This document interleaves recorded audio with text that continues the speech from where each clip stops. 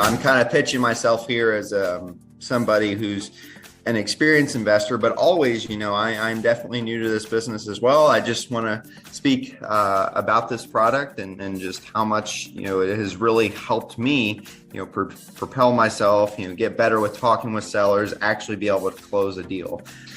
My strategies right now have been primarily direct mail, cold calling, and cold texting, and I've found a lot of success with Real Estate IQ, especially being able to get in front of customers, have engaging conversations, and of course, I'm hoping to use all of that to build my own business and eventually retire off. Excited to be here, and I want to say a big thank you to Real Estate IQ. They have the absolute top leads in the industry and just make investing effortless for all of us as real estate investors here in Texas and obviously everywhere else that they're focused.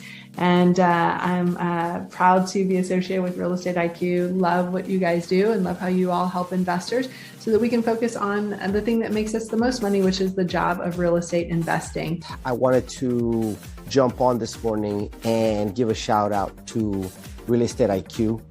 I began my journey with them a few years ago, just using some of the more basic products, the off-market leads.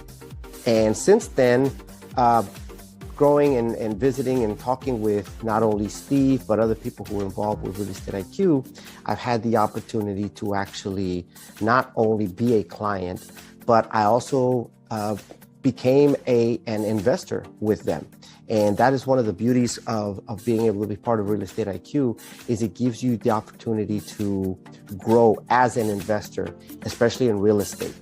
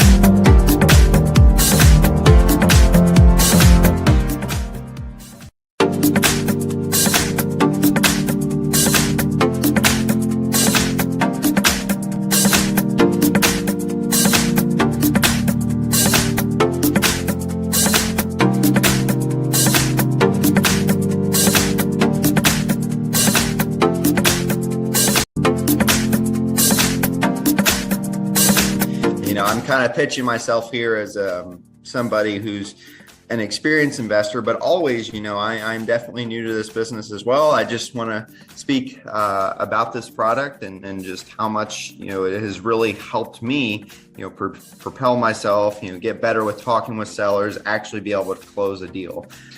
My strategies right now have been primarily direct mail, cold calling, and cold texting. And I've found a lot of success with Real Estate IQ, especially being able to get in front of customers, have engaging conversations. And of course, I'm hoping to use all of that to build my own business and eventually retire off. Excited to be here, and I want to say a big thank you to Real Estate IQ. They have the absolute top leads in the industry and just make investing effortless for all of us as real estate investors here in Texas and obviously everywhere else that they're focused.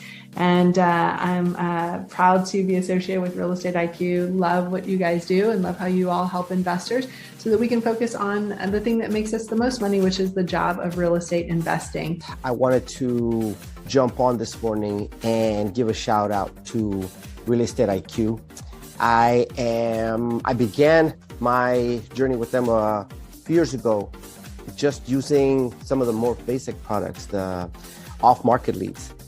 And since then, growing and visiting and talking with not only Steve, but other people who are involved with Real Estate IQ, I've had the opportunity to actually not only be a client, but I also became an investor with them. And that is one of the beauties of being able to be part of Real Estate IQ, is it gives you the opportunity to grow as an investor, especially in real estate.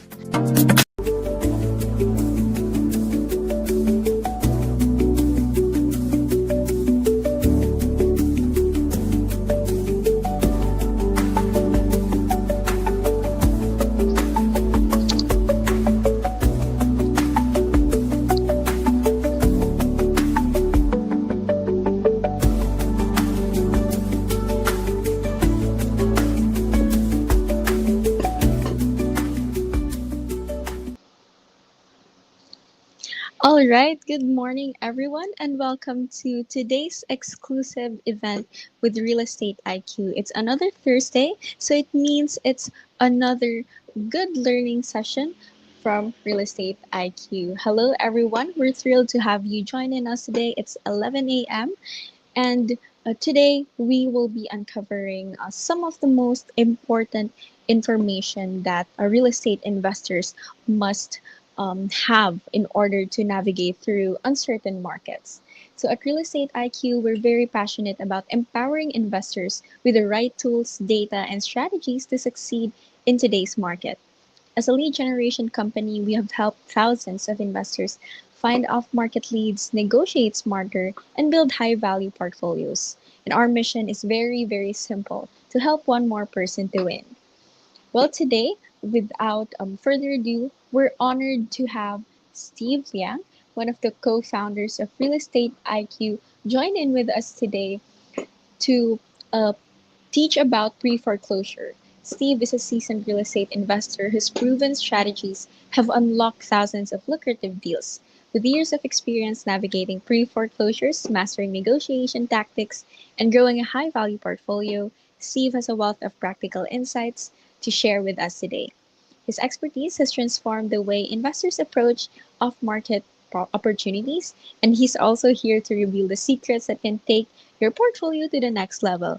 And I'm sure that Steve also has today some case studies that he will share today. So I want everyone get ready to take notes, ask questions, and learn from only the best. Hi, Steve. Hi, Sophia. Thank you for the intro. Good to Yeah. see you. Good to see you too. Go ahead and take on the spotlight. All right. Welcome, everybody. So first of all, I congratulate you for joining us and learn more about this well-kept secret. We call it Preforeclosure Goldmine. Now, you might be wondering, why do we call it the gold mine? Let me just tell you the amount of profit we're talking about. So now, in order to understand pre-foreclosure, we got to really understand what foreclosure is about.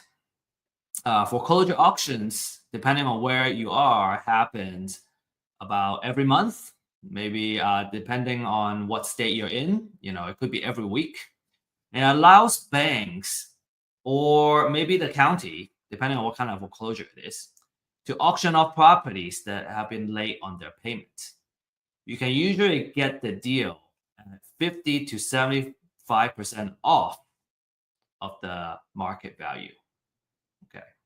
It's deal by deal, right? Depends on what deal and what deal. If you haven't been to a live auction, I highly encourage you to do that. Actually, I have recorded a video that I took a couple of days ago, and we're gonna share that in a little bit. It's pretty chaotic, and it's a big event, and you really want to be there if you're really serious about being in real estate investment. Even if you don't participate in the auction, you should definitely check it out. Depending on how your county organizes it, it could be several trustees auctioning off in different places, and people just kind of crowd the trustee that is auctioning off that property. And it could be happening in the same time. And so if you are kind of new to the scene and you want to buy a property at the auction, you need to find the trustee first and make sure you don't miss it when they start the auction. So now the reason you would want to also, okay, so another big tip that we learned is that you want to, you're going to need to pay on spot. So let's say you got the property and you won the bid at $87,000, and it's a $200,000 house. So you're already getting it at a really good discount. But now you need to kind of pay on the spot. So what people do, the folks that are they're actually auctioning off, they will come with a stack of cashier's checks from the bank, and they will have it in different denominations, because you don't really want to have just a check for $200,000, and then because you don't have change, you give them the entire $200,000. Your money and your capital is gonna get stuck there for a while, for quite a few days, before you can get the money back. So you kind of want to have some 50,000. You want to have some, maybe 25,000, $10,000, so you can give them, ideally the exact amount, 87,000. But if not, at least you can do like 90,000, so you don't have a lot of money that just getting stuck in the with the officials, and then you're not making any money, any return on the money that is just being there. Okay, so next, let's take a look at, I recorded this video. Let's play it. Okay, we'll watch it, and then I'll also point out a couple of things, and then we'll watch it again, so we can kind of pay a little more attention.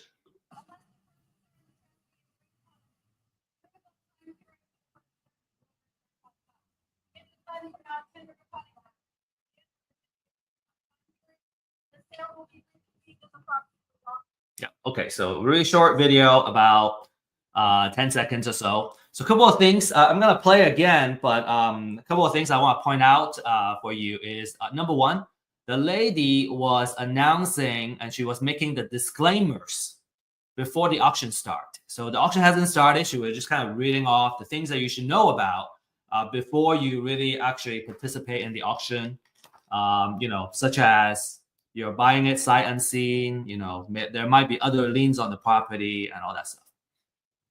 Another thing to notice is that it's very loud, and it's very hard to hear the person making the announcements. You really need to get really close to the person making these announcements so that you can tell which property is being auctioned off. And then another thing, as you see the camera spanning around, is that people come prepared. They already did their homework, right? They either brought their printouts, right, or they brought their laptop, and because they want to know, they already know how much they want to bid, how much their maximum bid is for any property. And then another thing is, you may not see other folks auctioning off the properties at the same time in this video, but you can kind of imagine a little bit down that way to the right is other folks with other trustees basically auctioning additional properties. So I'm gonna just play this again. I'm gonna stop talking.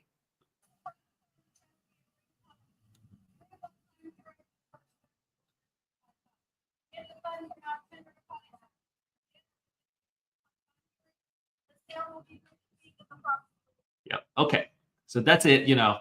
You see a couple of players that are actively bidding on the property when the auction actually starts. So very, very interesting stuff. All right. Next. Now there are a couple of drawbacks when it comes to buying at foreclosure auctions. The first one is there is competition. By definition, in an auction, you got multiple bidders bidding up the property. A lot of times it's 1,000 at a time. So they go, 81,000. The next person goes 82, 83. So you keep going until somebody hits the limit and they stop bidding. So you have potentially a very fierce competition. And especially with hedge funds getting into the scene, foreclosure auctions have become very competitive. And some investors are actually complaining that because the hedge funds are so well funded, they're not afraid to overpay for a deal just to win it. And they make it hard for savvy investors to buy at a good price. The second one is, as I mentioned earlier, you gotta be prepared. You gotta have the cash ready in the form of a cashier's check, so you're ready to buy these properties. And then finally, you're buying the property sight unseen, so you're kind of taking a risk, right? If the property has been burned down and it's just a lot, and then you're bidding it as if there's an improvement, a house in there on top of the lot, then you're taking on a big risk. Obviously, there are many ways that you can do to mitigate that risk, and there are services and products available. You can hire somebody to drive by the address and actually kind of check out, just make sure the property is not burned down, and they will take pictures and all that. So there are things that you can do to mitigate these risks, of course. Now, because of the kind of drawback from bidding at the auction, I think the biggest drawback is probably the fact that it's hard if you're undercapitalized, if you don't have a big piggy bank. How do you participate in the auction, right? And so that's why we like to get ahead of the game, right? Buy the property before they hit the foreclosure auction, because number one, you don't have as much competition. A lot of times you're directly interfacing with the property owner, and you can buy it directly from them. You can still get it from for a pretty good discount, and then again, you can directly negotiate with the seller, and you can meet with them face to face and all that, and make sure that you're buying it at a price where you can make a profit. So the natural question is, how can I find these deals, and how do I make these deals? There are a lot of these properties. On average, I think last month we found about 6,000 properties that are motivated to sell. And then let's say on average, we're talking about an average of maybe, don't quote me on this, maybe $50,000 to $60,000 of equity per deal. There's a lot of equity in these houses that are going into foreclosure. So all we need is to win one, and we'll feel like we're winning. All right, so that's what this webinar is about. I hope we have kind of piqued your interest. And our promise is that by the end of this webinar, you understand the strategy and the process of how you can win foreclosure properties before they hit the foreclosure, what we call pre-foreclosure deals. From a kind of the type of investor standpoint, if you're new obviously this is a really good class because there's a lot of opportunities in the foreclosure auction. A lot of properties that are going into foreclosure auction that are good candidates for you to reach out to. And if you're an experienced investor, but let's say you have not done pre-foreclosure, this would be a really good way for expanding your channel. From exit strategy, you can wholesale. Let's say you buy the property wholesale. You can do fix and flip. You can also do buy and hold as well at a big discount. All right, so you make the money when you buy it, and now you can do all kinds of exit strategy and profit from it. So reminder, distractions can be very lethal, especially when we're trying to learn. So find ways to be focused, turn off as much distractions and notifications as you can. And feel free to use the chat we're on live stream right now. So feel free to use the chat to ask questions and also interact with each other, introduce yourself. What we find is that a lot of times, I think it's true in many things, it's just difficult to find success when you're getting started or when you're kind of in the middle of the journey. It's all about networking. So what we find is a lot of times when we're attending the same class, the folks that are attending it together, you may find that you may want to partner up together. Obviously, we'll teach you about the pros and cons and what to watch out for when you partner with someone. It's another big kind of art, the art of partnership. But it's always nice that you don't have to do it all by yourself. Okay, so make sure you take advantage of everything this class has to offer. Get connected and stay connected. Disclaimer, everything we presented here is for educational purposes, and you should always do your due diligence when you make any financial decision. We don't offer investment advice, financial or legal advice. Right? Make your own decision.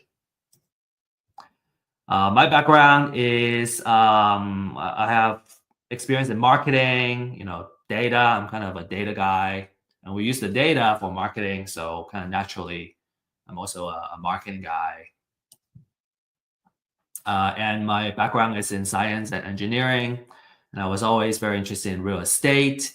And kind of when I learned about real estate investment and the potential of profit that it can bring, it's very exciting. The struggle is that it's hard to find the right knowledge or the knowledge that you need. And then once we know what to do, it's hard to kind of get started because everything starts from the lead generation and the deal finding process. So it's hard to get good data and good technology. And then another big part is every single step when you're doing something new, it's very easy to get stuck. I get to a certain point and go, what do I do now? Right? Especially it's our first deal. And we found it hard to connect with quality people that can kind of show us the way. A lot of times after a couple of deals, we learn how to do it well, and we can become very competent ourselves. We can become like basically a full partner. But in the beginning, you gotta learn. So having high quality people that are trustworthy is very important. And that's why we're at Real Estate IQ would bring these couple of offerings to you. One is webinars, classes, educational items. We also have ebooks that you can leverage and learn more. We also offer really awesome deal finding data. We're also going to start offering deals and kind of financial side of items, because what we realize is that as investors, data is not enough. We need deals, and then once we get deals, we need funding to close the deal. So there just needs to be so much support around us to be successful. And then very, very importantly, we also want to surround you with a community of experts, so you can you can be a part of the community, and we can find success together. Okay, without further ado, really want to get started here. So I got a couple of steps here. Number one is we want to understand the foreclosure process. Why is that important? In order to win pre-foreclosure deals, we need to understand the entire process so we know where and how we can add value to the homeowner. So here's the process. So step one, the borrower has been delinquent for more than 120 days, so about 4 months. Okay, so that triggers the lender to say, hey, we need to send a letter of demand, and the borrower needs to start getting current on their payment. The borrower will have at least 30 days to pay off the delinquent payments, or they will send a notice of default and an intent to accelerate the loan. So basically kind of accelerate a loan and start a foreclosure process. So after the cure period expires, the lender will file a notice of sale at the county the property is in, and you would wait. You would need at least 21 days before it would get auctioned off. So let's say, in Texas, we have the auction that happens on the first Tuesday of every month, which is just 2 days ago. And let's say the filing happened on the first of the month, right? And it's not that Tuesday yet. It's not gonna go into that immediate Tuesday, but it'll go to the following Tuesday, first Tuesday of the month. So that at least there are 21 days before the next auction. The property is usually auctioned off between 10 and 4 p.m. Different counties are different. Houston, for example, has the auction at a conference center. Most counties will have the property auctioned off at the courthouse. And it's like rain or shine or snow, it will happen. In fact, just a few days ago at the Dallas auction, it was raining, super hard. So it added more to the noise. It's super hard to hear, and it was wet too. The good thing is there was an overhang and it blocked off most of the rain. But if for some counties where you just need to be there with your poncho, if it rains, if you want to really participate in this. So the property will either sold to the highest bidder, or it will go back to the lender and become a REO. REO stands for real estate owned property. It goes back to the lender. So at foreclosure auction, okay, after it gets foreclosed, the borrower may still owe money even after the foreclosure.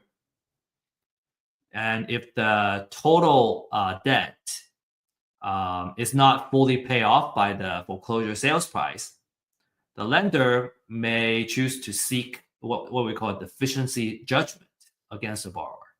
So what that means is there's a possibility where the homeowner, normally do they lose the house during the auction, they will owe more money. So it's a really tight spot, really bad spot for them. Okay, and a lot of owners need to understand it. Sometimes they just go, I give up. I'm just gonna, let go into foreclosure. Well, not so fast. Maybe you need to consider, what are some consequences if you let it go there.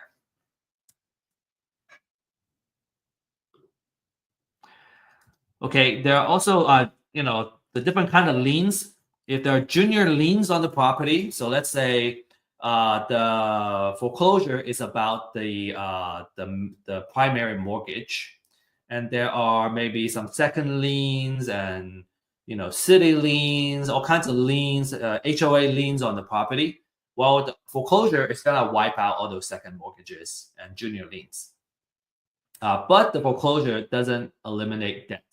So even though the lien gets removed from the house itself, right? So that as an investor, let's say you win the property, you don't need to worry about those junior liens. But as the borrower, they are still potentially on the hook. So these lenders can still go after the borrower.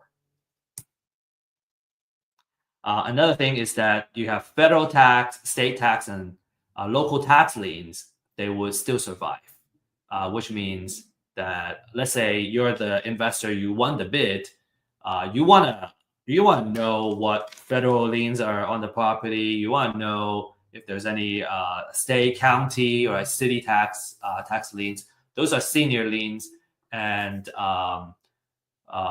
it's likely that you will still need to pay those liens as an investor. Okay, which is why it's very important to do proper title research. And we have learned, have gained a lot of lessons doing title research recently. And yeah, you gotta be extremely thorough. You gotta have the know-how to do it. All right, next, we need to know which properties are going into the auction, okay? So how do we find out? Well, there are ways you can research the data yourself, or you can buy it, okay? So what the couple of lists that you want to look at is what we call the pre-foreclosure list, the motivation for these motivated sellers, right? And again, our purpose here is to see if we can buy the property before it goes into the foreclosure auction.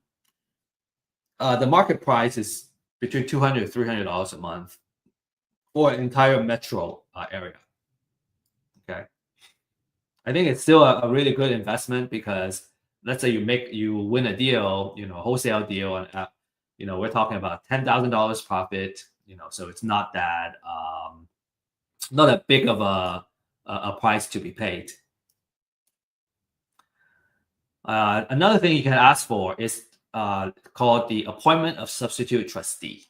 So this is another kind of data where in the foreclosure process, if you recall, one of the first steps that the lender would do is they would appoint a local trustee to handle the foreclosure process.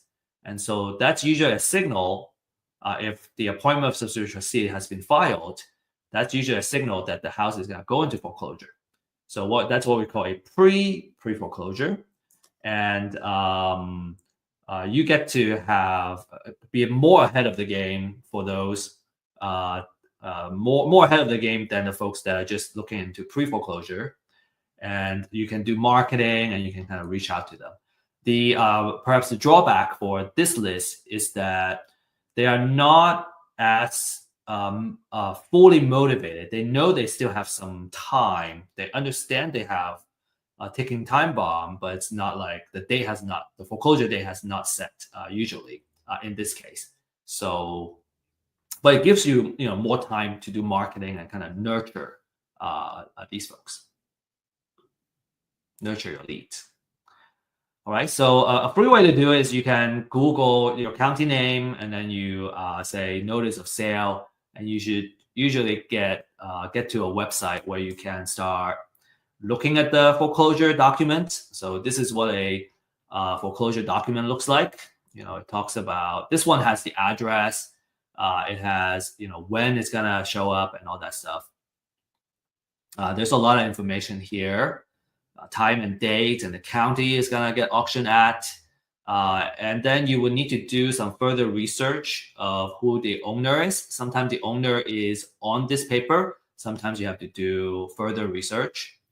And the amount owed is not public information. So, there's a lot of digging for just one record. And usually, when people ask, should we buy or should we find it ourselves? My typical answer usually is, if you know how to do it, you're better off outsourcing it. If you don't know how to do it, you may want to do it just to learn and appreciate how much work that goes in there. But ultimately, this is not worth our time. It takes 15 to 20 minutes of research for just one property. And when it comes to lead generation, I would want to market to hundreds of prospects, all right, hundreds of leads, because it's always a numbers game. So I want to make sure I market to a good enough of quality leads, so that I can I can win one. It's just not worth it. These are the volume of foreclosure filings in a couple of the major cities that we cover, and it's just not worth the time to do research on every single one of those properties. It's just impossible. It's so much easier just to kind of outsource that. Right? I would do certain things myself in where my time is going to return the most, such as managing the marketing campaign and maybe like doing cold call, making connections with the homeowner. Those are much better return on our time, and that's what I do too, actually. So okay, so let's say we buy on the list, right? I hope I can convince you that it's better outsourced. You if you don't know how to do it, like I said, you may want to learn how to do it. But just because I know how to cook doesn't mean I want to cook every day. Just because I know how to clean doesn't mean I want to clean every day. Oops. So I hope that outsourcing is always if we can do it, I recommend it. Okay, so now if we're gonna buy the list, we also need to understand the quality, right? I don't want to just buy a junk list and then waste my time calling people, and it's not even the freshest list. So a couple of items that I would use for evaluating the quality of a motivated seller list. Number one, especially for foreclosure, is that I want to know how fresh the data is, right? Because the fresher it is, I know if I reach them first before anybody else, I would be the first person, right? I got the first mover advantage when I do that outreach. The second one is the extent of research. I want to learn more about the person I'm gonna be reaching out to, so I know how to talk to them, and I know what their situation is. One of the key metric that I look at is how much equity is in the property, and you gotta research several locations, different places, and run the calculation in order to come up with an estimated equity on the property. And I find that, and also our clients too, we find it one of some really important information to go in, because if the property doesn't have a lot of equity, chances are it's hard to make a workable deal with the owner. There are different exit strategies, right? Of course, but in general, we want to look for properties that have a high amount of equity. And then, we want to know how accurate the information is, right? The quality of the research and the researchers. So some key elements of a quality leads, especially for pre-foreclosure. We want to know the mortgager and mortgagee information. Mortgager is basically the borrower, right? That's the main person I want to do outreach to. That's usually the person that owns the property. Then I want to know the address information of the property, right? How much it's worth, what's the assessed value. And then on the right, I want to know the financial information. So I want to know what the equity percentage is. I usually try to reach out to the properties that have a higher equity, because there is more negotiation room where we can create a win-win situation. In order to do that, we got to know the loan information. So how much loan was in there. So you got, ideally there is title searches and, a deed of trust searches that need to be done to find all this information. Okay, now that we got the list, we want to narrow it down to a more manageable, focused list. And this is where, kind of that filtering is where you can create your own niche that you can focus on, that, say, you're much better at than anybody else. So this is where you create your competitive advantage, okay? And a couple of kind of hot filters that people use are the address. Maybe it's different cities, right? Let's say you want to focus on the city that you live in because you know your city so well, or maybe it's a city that you don't live in, but it's not as competitive. You can filter by the assessed value. Maybe there's a particular price range that you want to focus your deals to be at. I already talked about equity percentage. That's a really popular one. And then you can also kind of look into a couple of these. So ownership would tell you if the property is owner occupied or not. Okay. If it is owner occupied, it means that the person lives in the house. And if it's non-owner occupied, it means the person is very likely a landlord. They live somewhere else. And you can potentially find that they are an out-of-state owner. And, if they don't live in the house, usually maybe they're more likely to sell the house. Okay. You can also look at kind of loan modification and different type of loan. This is by understanding what the different type of loans are and what type of loan modification it is to really identify the signals where, and this would probably come more from experience or from working with an experienced investor together, that how to leverage this data and really search for the niche that you can focus on. I'm not gonna spend too much time. We can spend just like 1 hour just talking about each data field here. So let's talk about how to now kind of market to these. Okay. One very important point I want to share is that let's say there are 1,000 properties, right? And let's say we start with a $1,000 per month marketing budget. Okay, I have $1,000 I can spend. I can either spend $1,000 to reach 1,000 leads, or I can narrow it down to 100 leads and really just focus on reaching this 100 leads. Ideally in multiple ways. I can try to call them, send them letters, right? Maybe even do targeted advertising. That's more advanced to these 100 people.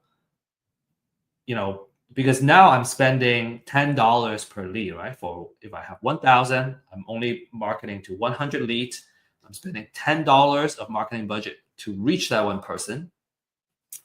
Versus, say, I got this gentleman named Joe, and he has $1,000 trying to reach 1,000 leads.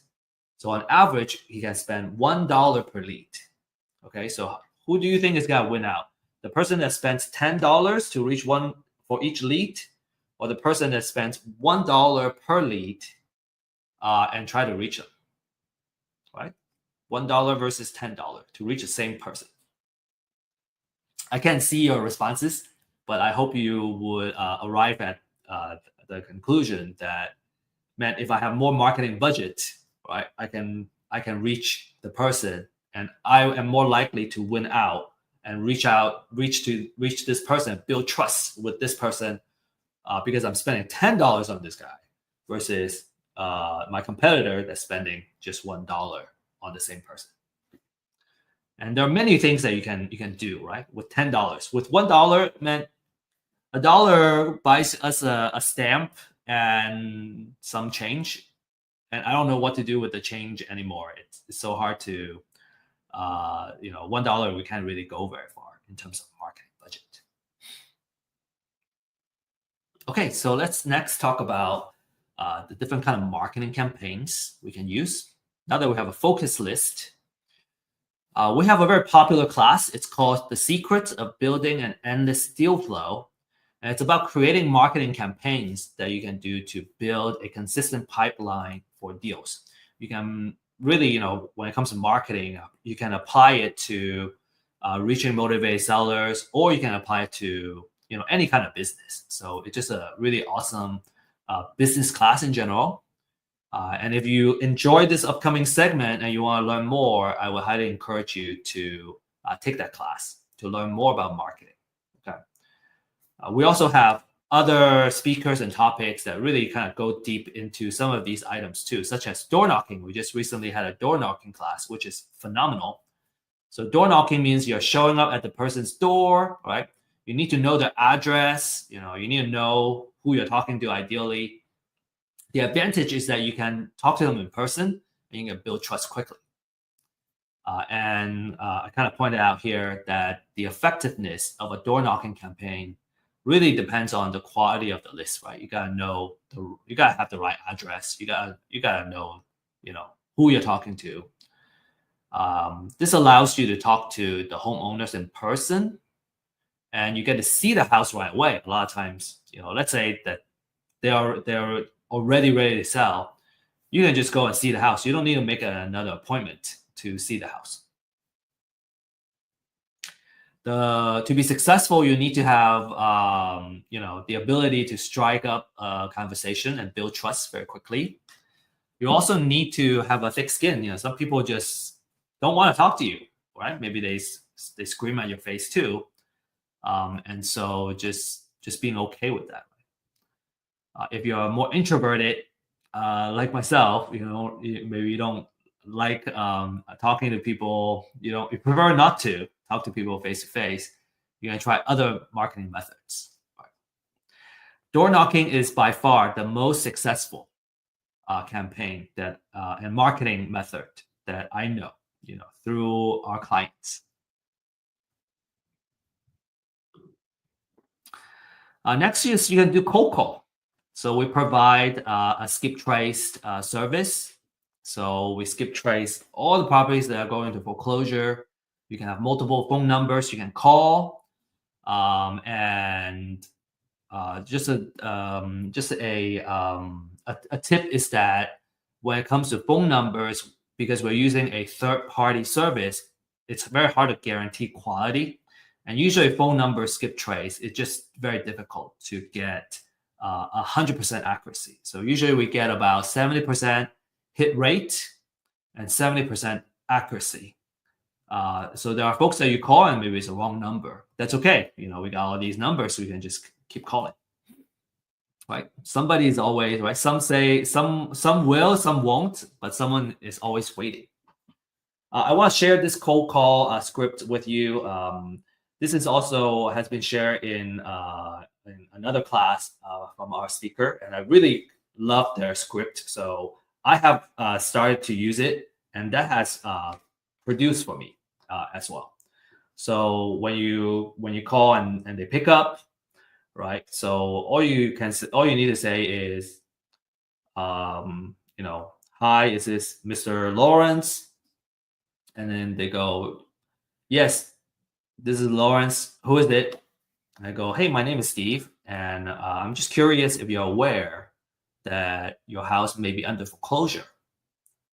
A lot of times they're already aware. I have had call the same person.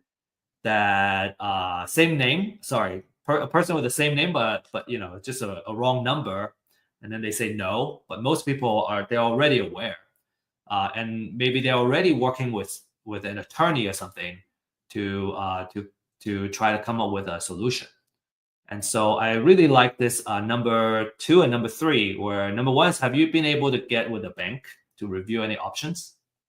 Some people may say no, I don't know how, or I'm broke. I don't know what to do. That's a really good opening for you to make an appointment, right? Because our job is really to kind of give them a solution, explore different options where they can see how they can stop the foreclosure. Oh, okay. Another thing that I have learned is that if our approach is to ask if they want to sell, usually I got a lot of a lot of unpleasantness coming back at me, and ever since then I have kind of readjusted my approach and just kind of be an advocate for them. A lot of folks don't want to go through foreclosure and they don't want to sell. They want to stop the foreclosure. So it's much easier to try the approach of helping them stop their foreclosure and explore the different options that they can do. Okay. And then number 3 is, have they told you that have been approved? So let's say like they already kind of got somebody working on it, but until they got an approval, the house may still go into foreclosure. In fact, like, just last week I was calling a couple of folks, and they already had somebody helping them work on it. Like, they were either waiting for an attorney, or like they have started working with an attorney, but they didn't get a written confirmation that it's gonna happen.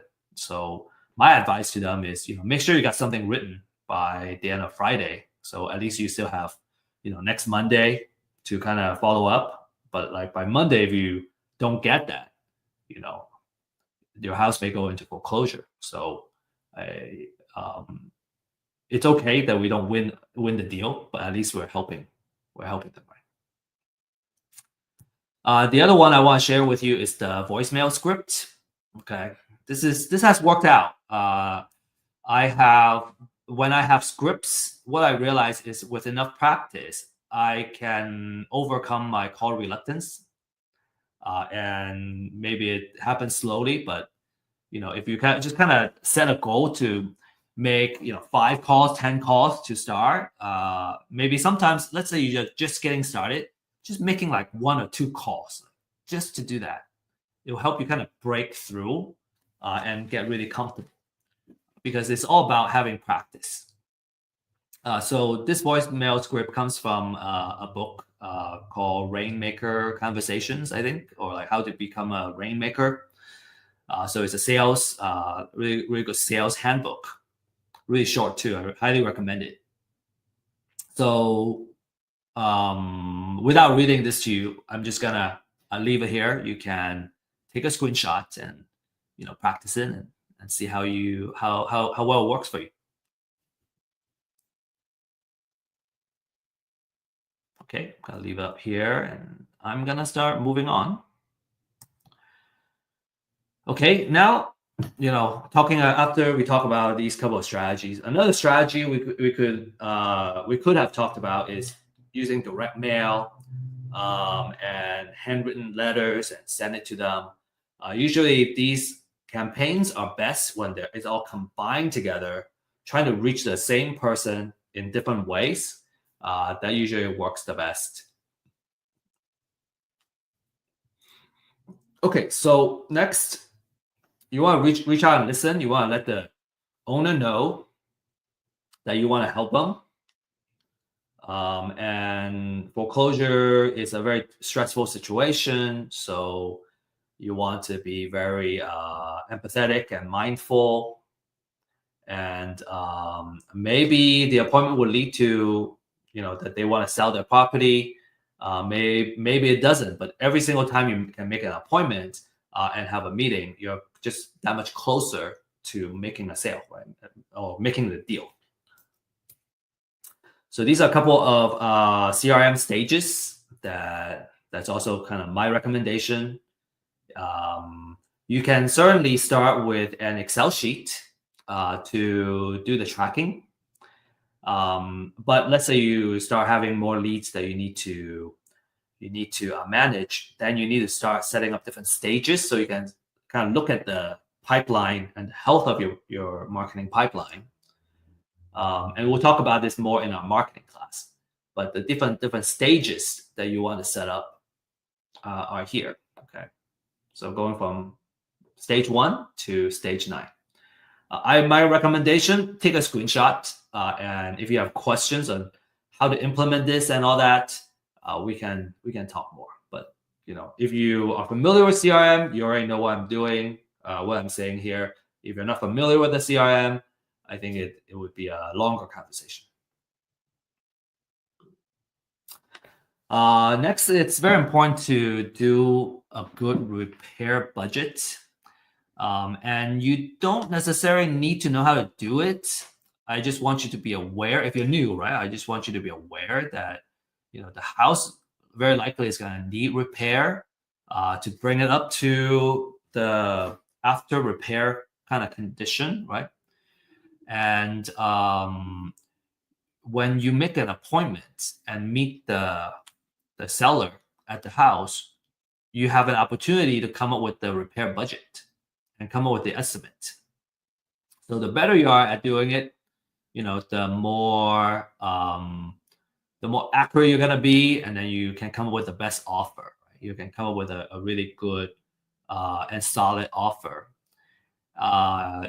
If you don't know how to do it, bring in someone who has the experience and have done it before, so that they can come up with it, and then together you guys can kind of walk through. And usually it's much better if you're new to have somebody kind of show you the way, so that over time you learn how to do it. So it's just a very important part of the offer. So you can do it yourself, about 20 minutes. With practice, you become an expert. You can't bring a general contractor usually unless you already have a contract in place.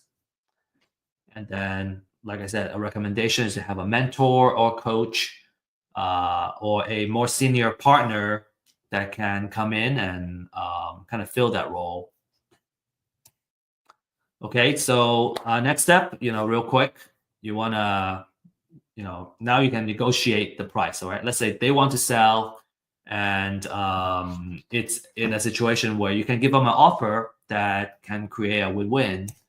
You want to focus on their needs, all right, building trust, getting to know their family situation or their personal situation, and you want to know your numbers. So know how to come up with an offer. And I'm not going to dive too much into the formula to come up with an offer. We're assuming that you know how to do that, or if not, that you're gonna kind of read up the literature on that, what we call maximum allowable offer. Okay, we'll have another class if you don't know how to come up with offers. Actually, next Thursday, we're gonna talk about some details of different exit strategy and the formula that you should use to come up with your offer. So, if you don't know how to come up with your offers, no worry, you're gonna learn that next Thursday. All right, so let's say you come up with an agreement, then you can put it in writing. Okay, so there are many things that you may end up negotiating for. It could be the price, the sales price. It could be the terms of the payment. Maybe it's just all cash, or maybe it's a owner finance type of deal. It could be how much earnest money you gotta put down. How long it takes to close. There are quite a few kind of discussion points that you gotta finalize in order to put it into a contract.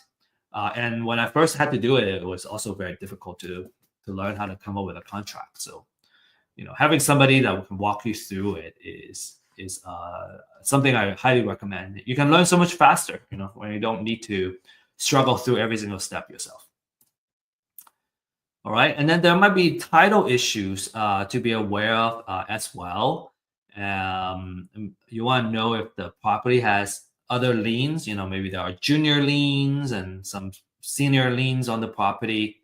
So you want to work with an investor-friendly title company. Also, kind of have a way to do the title research, which I think I'll talk about in a couple more slides. And just understand how to do the homework and do the title research. Closing, I have had very awesome, closing. There was one where let's say you agree on closing on a particular day, and that it just happens. But I think it's a little more of a minority of the case. There's usually some delays, right? Let's say you prepare to be closed on Friday, and actually sometimes it doesn't close until later.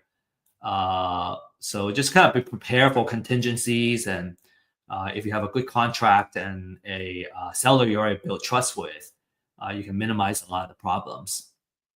So, but it's just be prepared for things not going the way that you plan to go, and just be flexible. I remember my first closing; it was very nerve-wracking. You think it's gonna happen to this day, and you're you're just like prepare and on standby this whole time, and then it doesn't happen. Next day it doesn't happen. Next day it doesn't happen. Could be kind of stressful the first couple of times. And, you know, after a while you get desensitized. You get better at it. Okay, so to recap, okay, we talked about the foreclosure process, understanding how the foreclosure works, and the gap where we can leverage a pre-foreclosure list and outreach and buy the property or help the homeowner stop their foreclosure before it hits the foreclosure auction. We also talk about different marketing methods and the CRM stages that you can set up to manage your leads. Again, you know, if you're interested in the marketing side of things, there's a class that's available. You can also kind of request. I'm more than happy to deliver a marketing class. I always like talking about marketing. So let me show you a couple of case studies. Okay, all of these are provided by our clients, and some of the names have already been blurred out for their protection.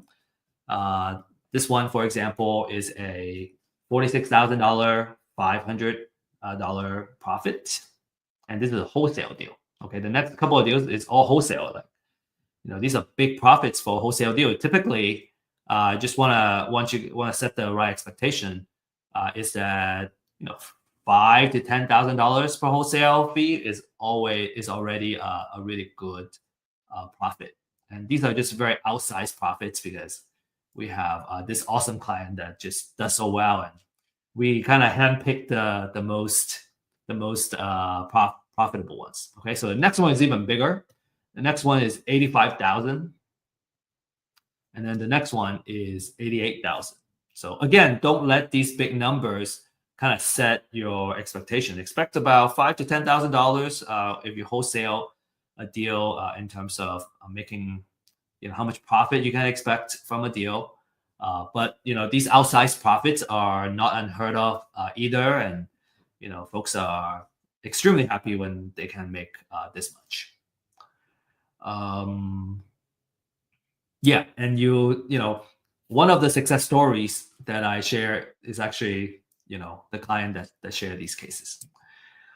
All right, so you might be wondering how you can get started. So I got a 3-step process for you. Number one is you want to get a pre-foreclosure list. The more information, the more relevant information, of course, the better. So the benefit of having first-hand data is you have the freshest data available. You can get extensive research done, such as estimated equity. And at a very limited time, you can also enjoy the disruptive pricing that Real Estate IQ has to offer. This is an example of what the interface looks like. Very easy to use, simple to use. You can come in, you can export the data, and then you can start doing outreach. So we got 2 pricing here. One is just the address itself, and then the other one is a skip trace. It comes with skip trace, so you can have phone numbers that you can call as well. Again, you know, just wanted to reiterate that skip trace, because it's not our first-hand data, we have to buy it from a third party. It's not 100% accurate, and you shouldn't expect to have 100% accurate phone numbers when you skip trace. You know, it's more likely the norm that you're not going to reach the person. And I think if you have that expectation going in when you make cold calls, then every single time there's a good hit, like you go, oh, wow, I hit the voicemail and this is the person I'm trying to reach, you know, I feel excited. So I just want to adjust everyone's mindset, especially for those that are ready to get started. You know, you want to do this with the right mindset, and then you're going to be very, very successful. Number 2 is you want to become a community, find a mentor, you know, join a community, and kind of leverage folks that have done it before. Find someone you can trust, and be willing to be held accountable, right? And help you form the right habits to make happen. Real estate investment doesn't need to be a full-time thing. You know, you can get started with, I think, you know, as little as 5 hours a week. You know, over time, it may take a little more time, but you can kind of, like, if you're just looking for a side hustle or a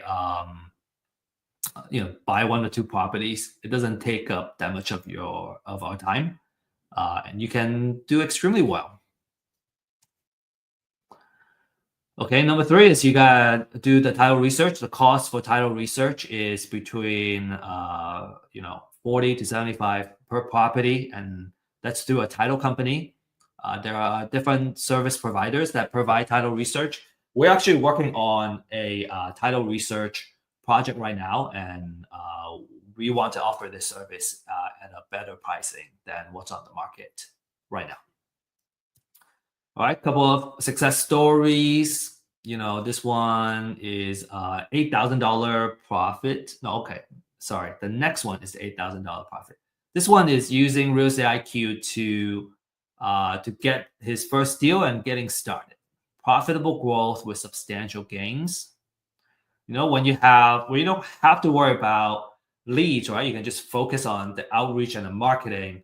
You can just you can stay focused in the most valuable activity, and I think that's just so important when you're getting started. Ismail, $8,000 profit in a recent deal, kind of on average, right? $8,000. I think that's about right. We see about 7,000, 10,000, 5, 7, 10 is usually the number, right, for a wholesale deal. And then Daryl said, he got 4 deals under contract, and already got about $1 million of contract value, and then he's expecting to make 10 to 15% of profit margin out of that. So, not bad for 9-10 months, and we're talking about $100,000 to $150,000 of like equity that you made. And these are, I think, not a rare story. These are very common stories. If you know how to do it, you got the know-how, you got the right path, the right way to execute.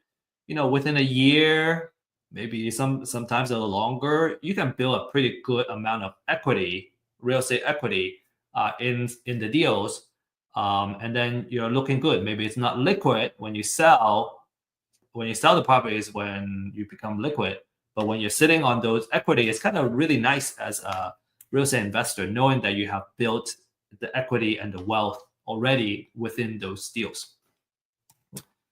Okay, to learn more, you can use this link here, and maybe I hope Sophia, you can help me send this link on the chat as well, in the class chat, so you can book a one-on-one consultation with us to learn what it's all about. Experience the power of firsthand data. And then the next thing I want to recommend to you is learn by doing. We have an event every Friday at 9:30. We're working on the link right now, and you can send me a email at steve.liang@realestateiq.co, and I will send you the link to join. And this is more of an invitation only. We want to have a serious and high quality folks that want to do deals with us together. So for example, tomorrow at 9:30 we're gonna have another session. So if you're interested, I look forward to meeting you and seeing you in person, getting to know you. All right, so this is to conclude everything. I hope you really enjoy this class, and if so, please scan this QR code and give us feedback. If you hate it, you don't like it, this is terrible, useless, it's a waste of your time, please do the same. Scan the QR code and give us feedback, just so we know how to improve, right? How are we doing a good job, or are we doing, is there something we got to fix? So really appreciate your feedback, and thank you for joining us. And we'll give you a prize just as a thank you for sharing your feedback. And finally, best of luck and happy investing. Remember, again, that next Thursday we have the next class, which is how to find great investment deals, where we look at the different type of exit strategy and formula that you're going to use to come up with the right offer where you can make money on the deal.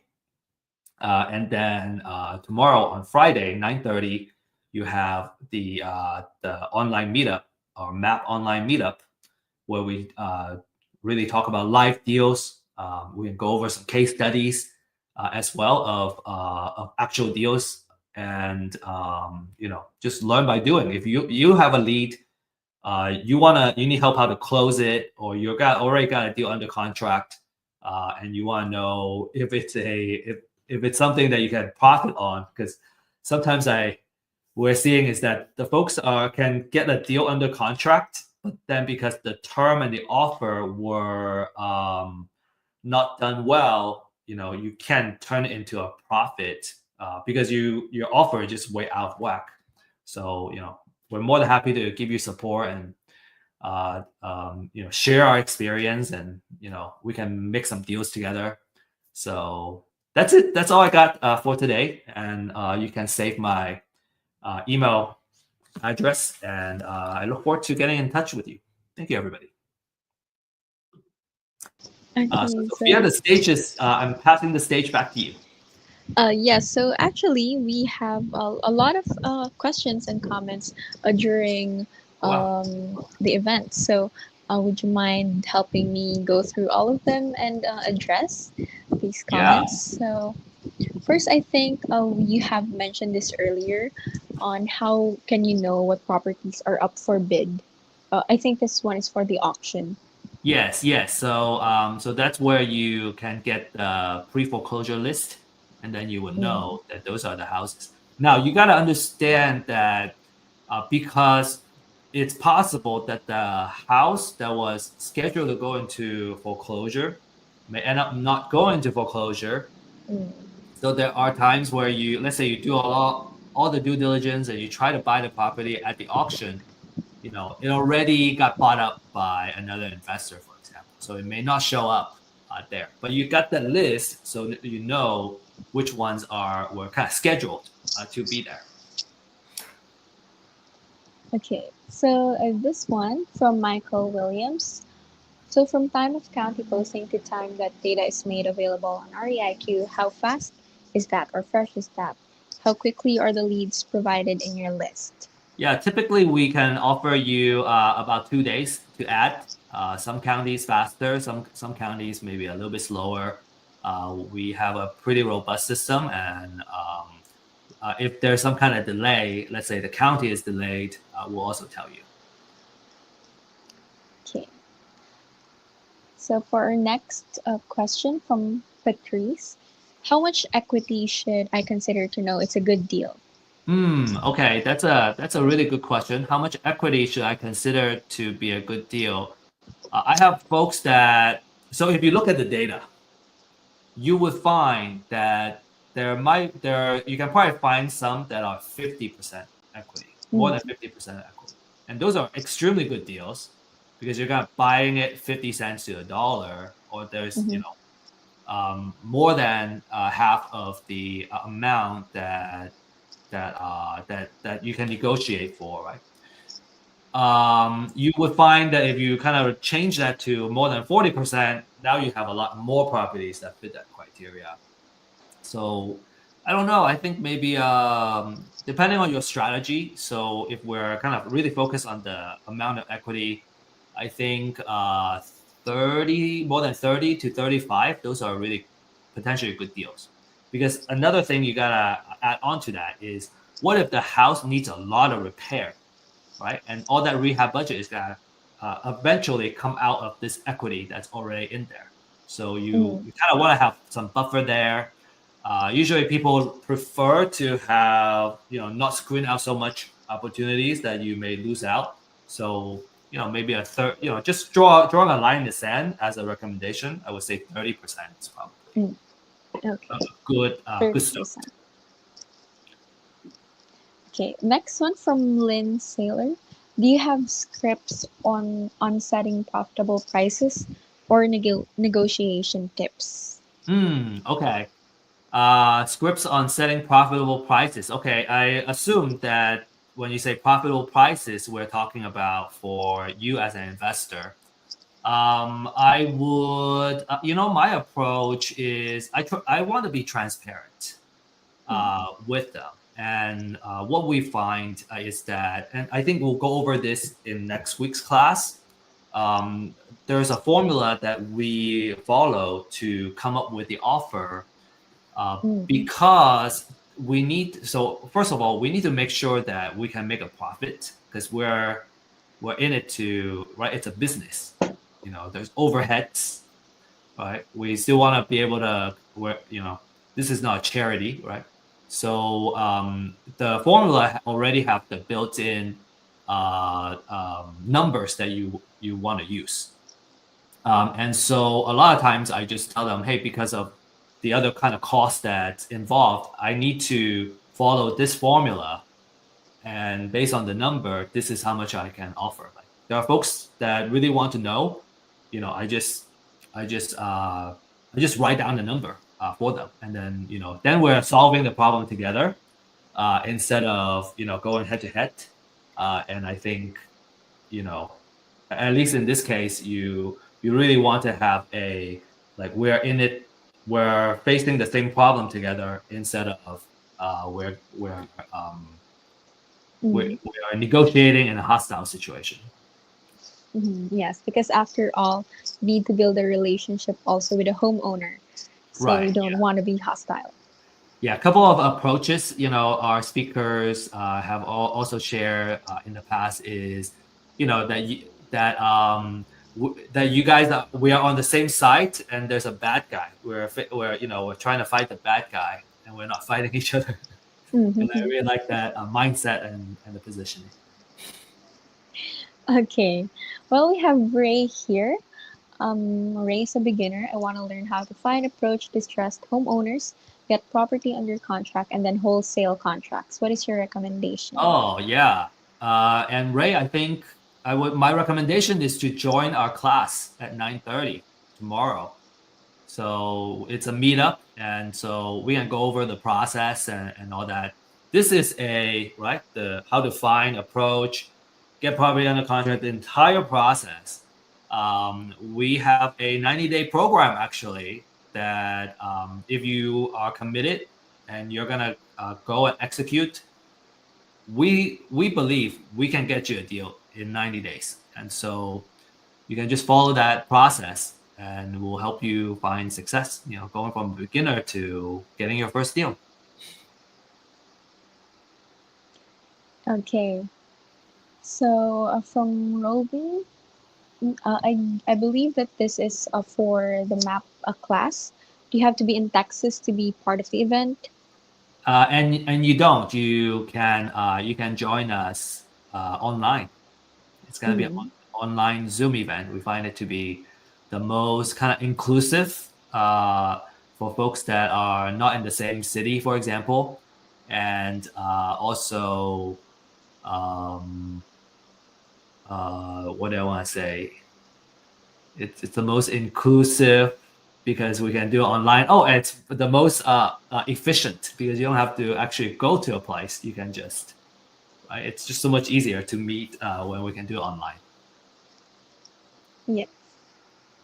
Okay. Then lastly, we have from Maria. What does REIQ's data look like, or what can I get from the data?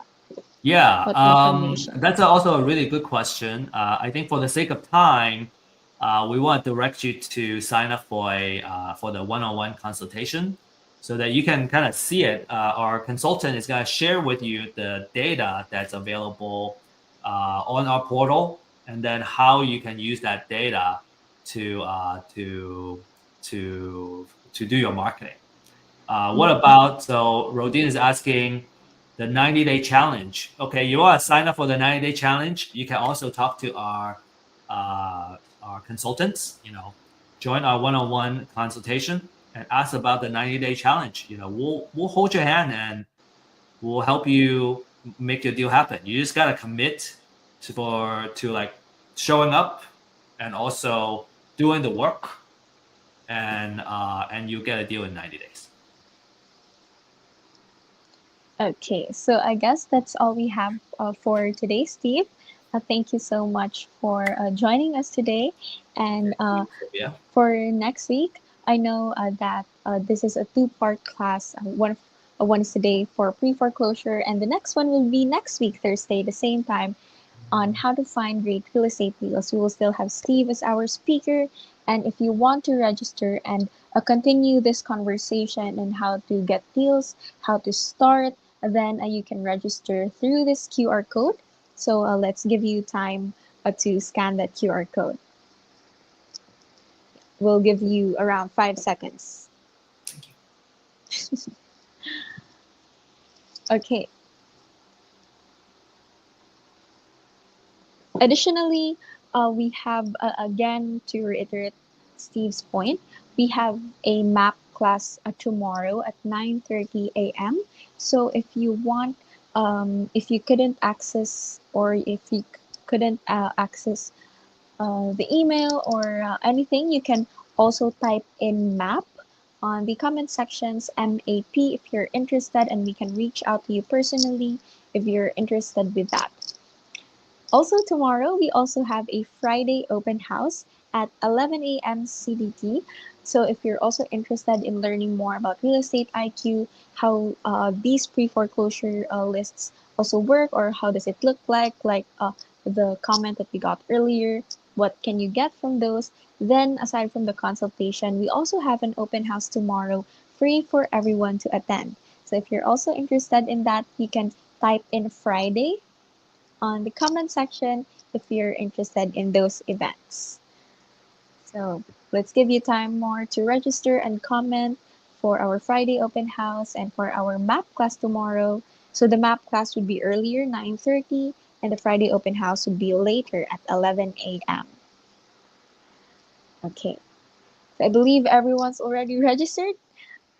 So I want to thank everyone for staying till the end for our class. We hope to see you again next week for our events and how to find great real estate deals. With that, thank you so much for joining us. And again, we hope to see you next week. Bye bye. Thank you.